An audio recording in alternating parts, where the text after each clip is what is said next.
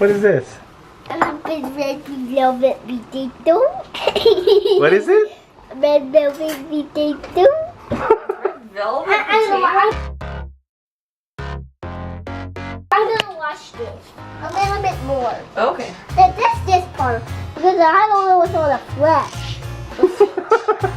Why do you have paint on your shorts? Because my hands were covered in paint. Why is it on your shorts? Because I do like it on my shorts. All right, so we are right now going to make, what's it called? Cajun beef stew. I don't even remember what it's called.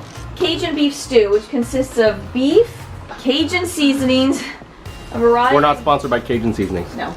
And there's a variety of vegetables and, I don't know, broth and some other things. We're going to cook it in the crock pot. So, all right, well, while Brendan washes the potato for the third time. Ooh, just get this stew meat going in here. Brendan's helping. Brendan's being a good vegetable washer. Rewasher. I'm gonna wash this. All right, you wash that. Meanwhile, Mommy's got to put some seasoning on this meat. I'm supposed to do a tablespoon of this Cajun seasoning. What is that? I do a hefty tablespoon because the Mommy, more what seasoning, is the that? better. This is Creole, Cajun Creole, close enough, right?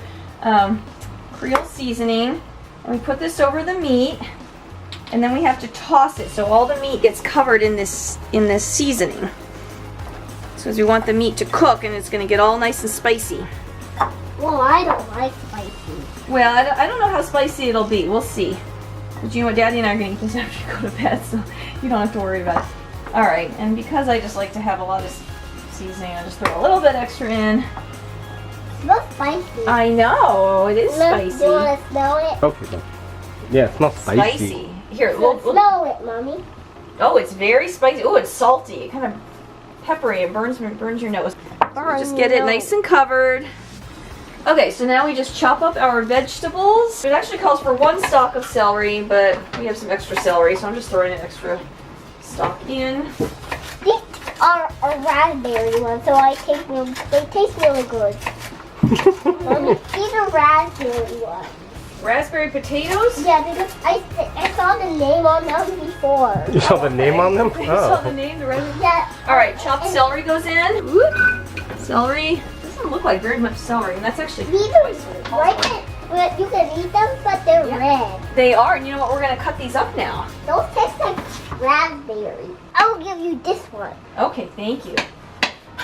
What I like about stews like this is you can kind of just chop everything up pretty coarsely. You don't have to do a lot of fine dicing that takes a long time. They taste like raspberries. 3 potatoes. The recipe calls for 2. I'm doing an extra one. Carrots. Carrots. You know what we need to do with these carrots? Yeah. We're going to scrape all this skin off. Here, this is the peeler. This is what we're going to use to peel the skin off. Ready? It's lots of fun. Ready? I can do it. You hold it like this. You have to press down and then push. And it strips off like that. Very good. Look at you, carrot peeler. Very, very good. What a good helper. Wow. So we're going to cut these carrots into pieces. Can I eat 1 carrot? Sure, here. Chew it up. Chew it up real good. Don't choke on it. Alright. 1-inch pieces. Kind of a rough guesstimation here. How's the carrot? Good. I want to have a big one. They taste like carrot juice. Here. Well, you used to always chew them up, and then you'd have a mouthful of chewed up carrot that you would then spit out. Carrots are going in. Okay. 3 carrots. And last is an Onion. onion. Okay. This onion goes into 1.5-inch pieces, so it's not really like dicing it up super fine. So there's some awkward onion cuts here, but oh well. Alright, so here is the coarsely chopped onion. Again, this took about 30 seconds to chop, which is always nice having a recipe where you don't have to cut anything too fine. You just kind of hack it up and dump it in there. Like 3 or 4 pieces flew onto the floor. Oh. Okay, now I have to place the beef on top of the vegetables. This is our stew meat. It came all chopped up like this, so I didn't have to do anything. Because I'm being pretty liberal with this recipe, I'm going to throw some more seasoning on top of it. I don't know if that's the right thing to do or not, but whatever. Just throw a little bit more on top. So on top of this, we do 1 can of beef broth. Smells really good. Yum. Cook low 7 to 8 hours or high 4 to 5 hours. Well, given that it's already 5 o'clock, we're going to cook this on high for 4 hours. We can do 4.5 hours actually. Let's see. Alright, 4.5 hours. Kevin and I ate dinner really late, so having this done, there's actually a few steps that have to happen after this cooks. We have to put cornstarch in and make like a sauce kind of thing, and then you put the meat back in. I don't know, there's a whole thing to do later. But the fact that this is going to cook until 9:30, and then we're going to do all that other stuff and then eat, that's pretty normal for us. So.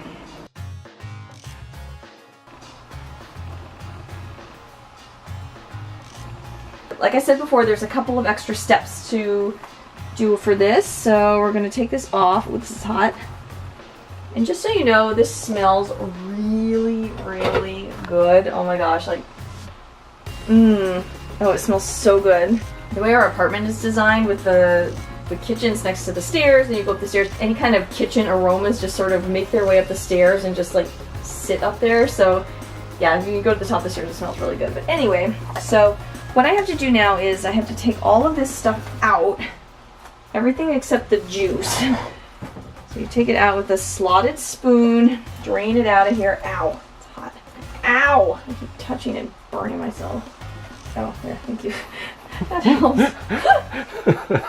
So yeah, the juices are still in there. I'm supposed to cover this up. So now we just take 3 tablespoons of cornstarch and you mix it into the juices. So 1, 2, 3. There's also 3 tablespoons of water. 3. I don't often have the opportunity to use my whisk, so I might as well use it now. Or as Brendan calls it, the wicks. The wicks, yeah. Wicks it. The wicks. I'm gonna whisk this together. Ow!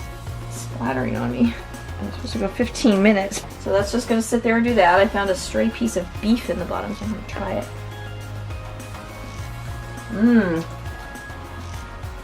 Okay, so now it has been 15 minutes. We will once again check this. I don't really know if this is any thicker or not. I can't tell. Alright, so everything's going back into the thickened, supposedly thickened juices. It's kind of hard to tell. Actually, now that I'm putting everything back in, it definitely seems a little bit thicker. So and now we add a cup of thawed frozen peas, a 1/4 teaspoon of dried thyme.